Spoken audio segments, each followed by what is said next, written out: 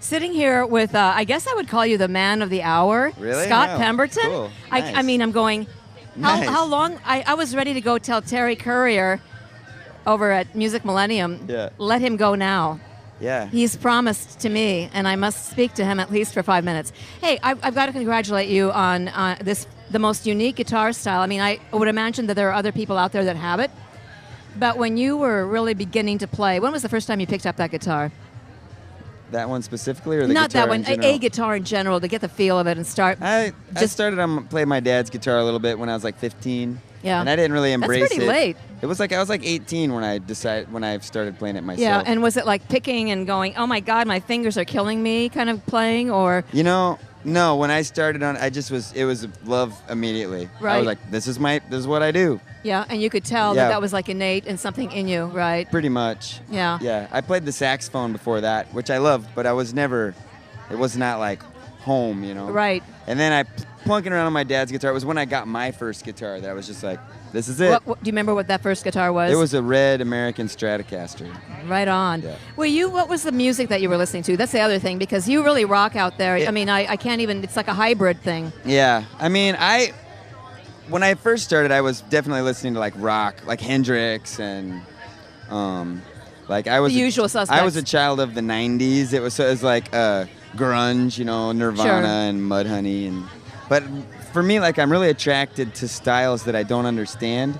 Like what? Like when I'm just listening to music, if I hear somebody doing something that doesn't make sense to me, like some of the really cool Telecaster shredders, like Junior Brown, or he's got all these cool pedal steel style things he does, or like Afrobeat, some of the rhythms that don't So complex. does not compute, and then I have a great time studying that, and then I like to just I'd like to try to make my own music, not have any stylistic rules, so then I just whatever of those comes out is what we do.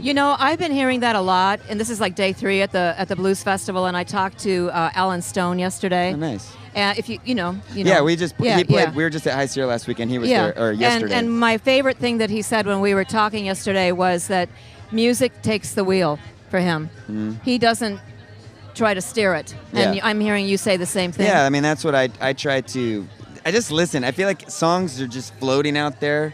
I mean, it's just reality and life. As long as you just listen and if you try to exert too much of your own will on the music, it doesn't sound natural. So like, as long as you just play from the heart and play what you believe, then it all works out. And so like, that's why I like to try to keep my music kind of simple, because that's what comes from my heart. If I start adding too much complexity into the arrangements, it starts to feel unnatural. How long do you?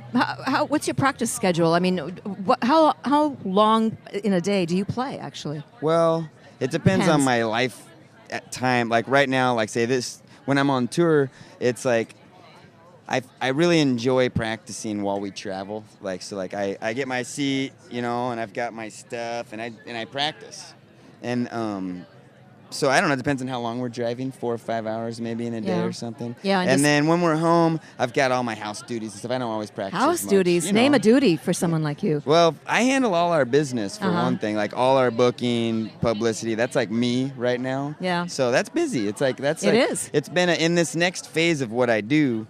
It's been a lot of what I have to embrace that process. The organizing. So Yeah. I do that, and then I cut my grass once in a while. You cut your grass? Yeah, every once in a while. Oh, right. But I like the overgrown kind of I style do, anyway. I do the prefer laundry in our family. Yeah. I'm the laundry guy. Yeah. So I can't be out of town too And long, or everything your just beautiful goes. redheaded daughter, just amazing. Yeah, she's that's awesome. Yeah. I've got to ask you a little bit about the audience vibe, because people are just like, that was crowded and hot out there. Yeah. When you were playing this afternoon. It was. What does that do for you? I mean, do you forget yourself, because you're a guy that does the most unique kind of playing. You don't have a strap on. Yeah. It just kind of, your guitar sort of leads you around, or you lead it. I'm not sure what's happening there. It's all the same. I don't know. Yeah. There's once I'm playing, it feels a little like there's no separation. I do it I've been playing that same exact guitar, I don't even know how long. I got it shortly after my first guitar. Yeah. I was drawn to it, and that's the only guitar I play. I don't bring a second guitar. If it goes, If and I the break a string breaks, string, I fix it. yeah, and that's know. part of the show. And I knock on wood. What I was- don't break strings. What was that song, Mike, that we were specifically came in This is what I do. What? And you don't do anything else. Somebody told me you were a teacher at Reed College. I do. Oh, you do. I do teach at Reed. You know, I do. I wasn't hearing things. No, I teach at Reed. But this is what you do, really. Yeah.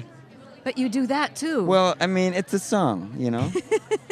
It's like I feel like that as a professional musician at any level, really, there's lots of different things that you do to do one thing, you know? Right. Like, right now, I don't do as much other things as I used to. Like, I used to run a studio, do lots of sessions, write music for advertisements, teach tons of lessons. Now it's this and read. What do you do at Reed? What do you teach? I teach jazz guitar there. Really? Yeah. Wow. You know, you have an interesting story that we cannot get into here, but it's definitely all the stories at your website, and it's the whole thing about regaining beginner's mind, and I just think that is the most chilling thing I've ever heard about you, where you had to go to this edge because of this bike and car thing that happened to you. Yeah. And it's beginner's mind, and it's created this next step for you. And it's true. It's a thrill, Scott Pemberton, to watch you in action on the stage and to be sitting next to you here. Hey, thanks. Thank you so much for spending thank you some for having time. me. Thank you.